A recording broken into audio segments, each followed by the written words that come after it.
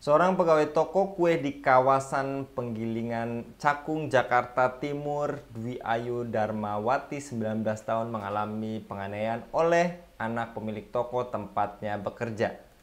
Pelaku berinisial G tidak hanya melakukan kekerasan fisik, namun juga melontarkan hinaan dengan menyebut korban miskin dan mengaku kebal hukum. Insiden bermula ketika Dwi menolak permintaan G untuk mengantarkan makanan ke kamar pribadinya. Penolakan tersebut membuat G marah hingga melemparkan berbagai benda, seperti tempat isolasi berukuran besar, meja, patung, mesin EDC, kursi, dan loyang kue ke arah Dwi. Akibatnya, Dwi mengalami luka memar di sekujur tubuh dan luka berdarah di kepala. Apa yang mendorong pelaku untuk merasa berkuasa hingga mengaku kebal hukum? Bagaimana korban dapat memulihkan trauma dan kepercayaan dirinya setelah insiden ini? Dan apakah kasus seperti ini mencerminkan ketimpangan kekuasaan antara majikan dan pekerja?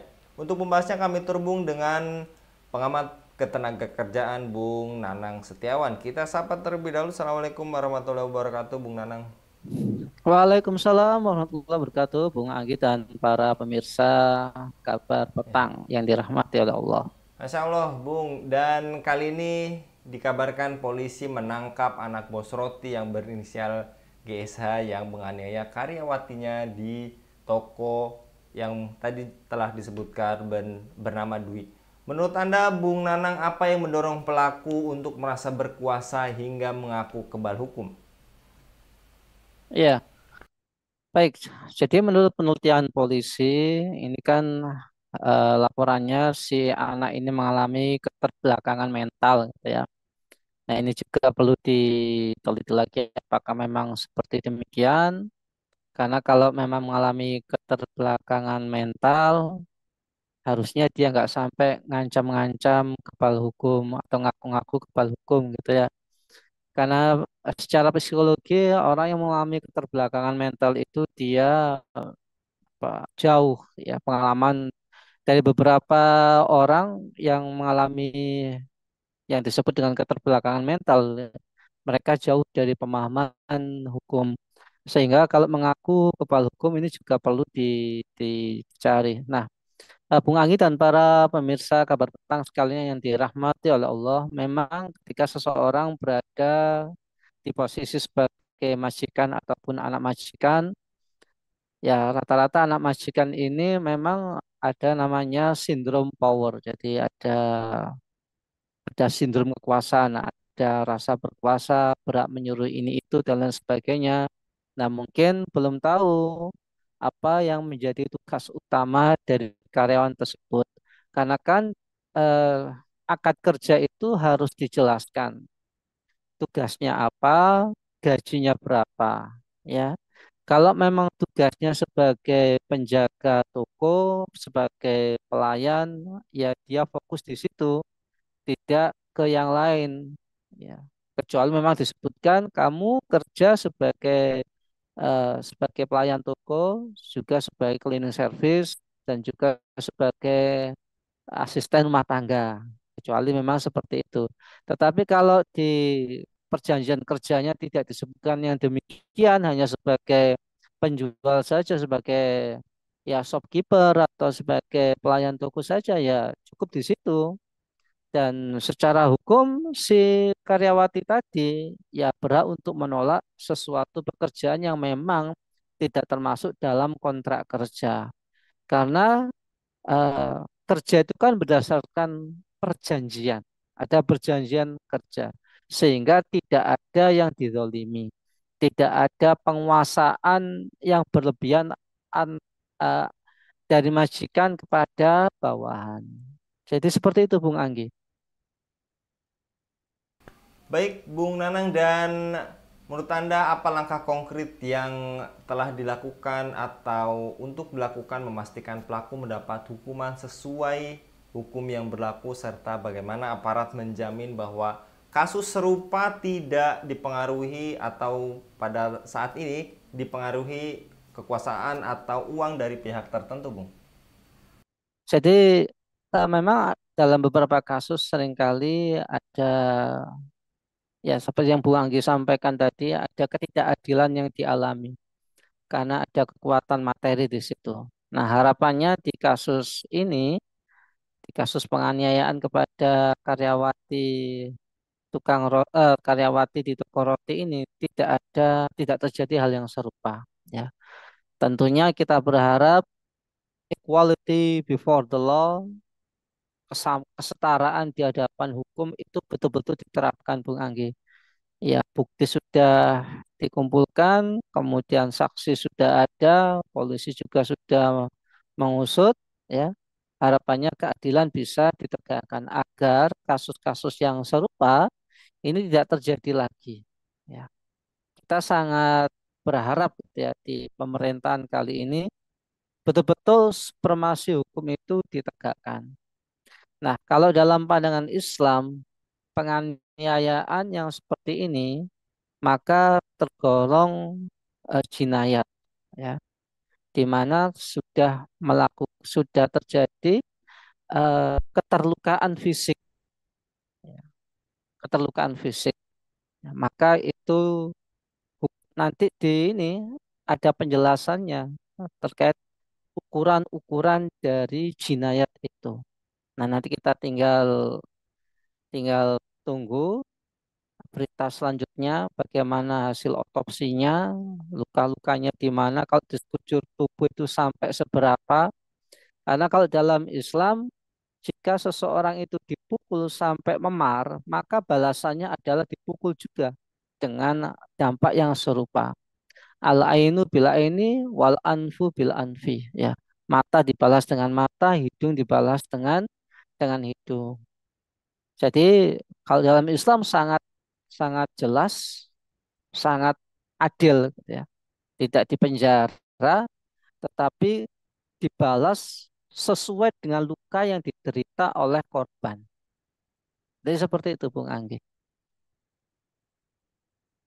Ya, baik Bung Nanang, dan menurut Anda bagaimana dampak psikologis jangka panjang bagi korban yang mengalami kekerasan fisik dan verbal seperti kasus ini, serta langkah apa yang efektif untuk membantu korban tetap tegar menghadapi proses hukum yang mungkin bakal memakan waktu lama? Ya, betul Bung Anggi. Tentu saja hal yang seperti ini atau korban penganiayaan itu sering kali mengalami trauma, trauma secara psikologi, ya. Apalagi korban adalah seorang wanita, tentu lebih berat lagi, ya. Dengan hukuman yang setimpal, ini akan membantu korban untuk pulih secara mental, ya, karena melihat keadilan, ya. Terus bagaimana agar hal ini tidak terjadi lagi? Maka yang pertama, untuk setiap akad pekerjaan itu harus diperjelas, ya. Kemudian perlindungan terhadap karyawan itu juga harus diperhatikan, ya. Jadi undang-undang ketenaga kerjaan itu sudah menjelaskan apa yang menjadi hak dan kewajiban karyawan. Ya, contoh misalnya selama jam kerja dia tidak boleh meninggalkan tempat kerja. Ya, jadi kalau sudah jam kerjanya berakhir, ya jangan disuruh kerja lagi kecuali masuk hitungan lembur, gitu ya. Sehingga karyawan tidak mengalami kelelahan fisik maupun psikologi. Kemudian adanya job description. Sekali lagi, job description itu penting, ya, agar majikan tidak semena-mena terhadap karyawan. Ya, ya memang ini kan kasusnya dia disuruh antar makanan ke kamarnya, terus si karyawati ini kan nggak mau dengan alasan itu bukan job desk-nya kan gitu ya. Ya tentu saja si karyawati ini dibenarkan. Ya si pelakunya ini yang mungkin ya belum paham mengenai undang-undang ketenagakerjaan, kemudian terbawa emosi dan lain sebagainya. Nah, karena itu sekali lagi perlindungan terhadap tenaga kerja ini harus jadi perhatian, ya. Lantas bagaimana cara kita agar apa namanya, ketika di lingkungan ada korban seperti mbaknya ini atau korban penganiayaan yang lain, ya, maka yang pertama korban harus berani bercerita karena seringkali korban penganiayaan itu dia tidak menceritakan karena mungkin takut dipecat dan lain sebagainya. Nah, lingkungan pun juga harus merespon. Merespon dengan cara apa? Melaporkan, ya, melaporkan penganiayaan tersebut atau kejahatan yang ditimpa oleh karyawati atau karyawan tersebut kepada pihak yang berwenang agar segera mendapatkan tindakan. Ya. Kemudian secara person to person kita sebagai teman, tetangga terus memberikan support gitu ya, terus memberikan support. Nah, Islam memberikan pemulihan atau mental recovery itu dengan sabar, kemudian tawakal, ya faiza azamta fatawakal ala Allah. Ketika kita sudah meluruskan niat, ya niatnya kan di situ kerja, maka tawakal kepada Allah. Ya, terus artinya apa? Ketika sudah niat kerja ya jangan sampai apa ya, karena dianiaya kemudian dia resign, jangan. Terus bekerja, ya, terus bekerja menunaikan apa yang menjadi kewajibannya sembari hak-hak hukumnya selaku korban itu dia tuntut, ya. Terus memberikan kinerja terbaik kemudian bertawakal kepada Allah Subhanahu wa taala. Itu penting, ya. Mungkin kalau kita di ada aliansi buruh itu ada semacam pembinaan mental, Bung Anggi dan para pemirsa kabar petang sekalian. Pembinaan mentalnya bagaimana? Ya ini dengan hadir di majelis taklim. Kita membahas kitab Riyadhus Shalihin, membahas kitab Fathul Mu'in, membahas kitab Min Muqawimat Nafsiyah Islamiyah, ya. Itu kitab-kitab yang kita bahas agar para pekerja ini siap secara fisik dan mental menghadapi setiap tantangan pekerjaan. Ya, termasuk kita juga memberikan pembekalan hukum, apa yang boleh, apa yang tidak boleh. Ya, kalau sampai terjadi penganiayaan termasuk yang dialami oleh mbaknya ini, itu kita juga memberikan pembekalan. Ya, agar jangan sampai mereka ini teraniaya. Ya, kalau memang sudah kejadian, ya jangan sampai mentalnya itu drop, ya, tapi terus berani menuntut keadilan. Gitu Bung Anggi. Baik, Bung, dan apakah kasus seperti ini mencerminkan ketimpangan kekuasaan antara majikan dan pekerja? Lantas, apa peran negara dalam mencegah dan menangani kasus kekerasan di tempat kerja, Bung?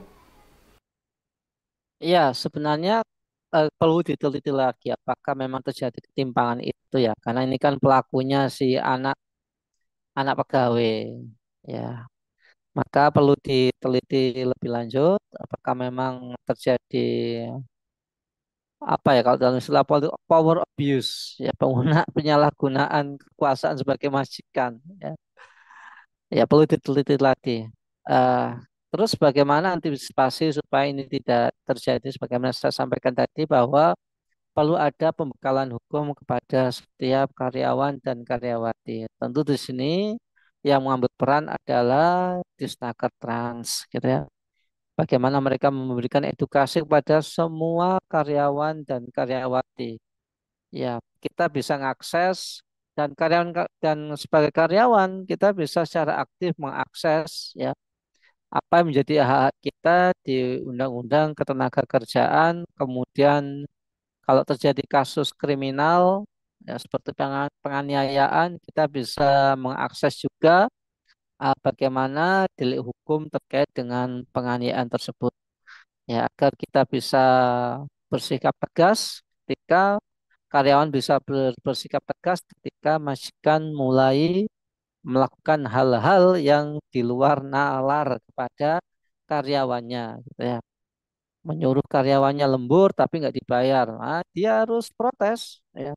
Atau kayak tadi, ya, dipukul gitu ya sampai menampar mentoyor, kepalanya ditoyor, ditampar, atau tubuhnya dipukul ya pakai alat produksi ya. Nah, itu juga harus berani melawan karyawannya ya, melakukan perlawanan secara verbal ya. Dan memang saat ini sekian marak ya, di samping pelecehan secara fisik juga secara verbal ya. Karena itu perlu dipahami juga, karyawan dan karyawati juga harus memahami delik pidana terkait verbal abuse atau pelecehan secara verbal ini.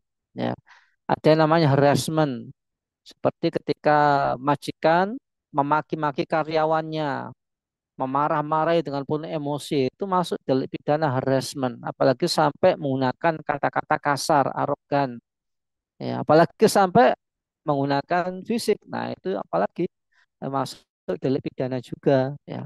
Dan karyawati harus paham supaya apa, ketika mereka diperlakukan seperti itu nggak diam ya. Karena biasanya diam karena takut dipecat gitu ya. Enggak, harus ngelawan karena itu termasuk delik pidana kriminal, delik pidana penganiayaan. Ya kalau dia dimaki-maki ya termasuk delik pidana pelecehan secara verbal ya. Jadi gitu Bung Anggi. Baik, jazakallah Bung Nanang untuk pemaparannya pada kabar petang kali ini. Mudah-mudahan kasus serupa di kemudian hari tidak terjadi lagi karena tidak ada yang kebal hukum, sekalipun tadi pada kasus kali ini anak pemilik toko. Jazakallah sekali lagi Bung Nanang, mudah-mudahan Bung Nanang senantiasa dilindungi oleh Allah Subhanahu wa taala dalam setiap aktivitasnya. Demikian pemirsa Ilava News, dukung dengan subscribe, share, dan like. Semoga menjadi kebaikan bagi kita semua di dunia dan di akhirat. Saya Anggi Suara undur diri. Assalamualaikum warahmatullahi wabarakatuh.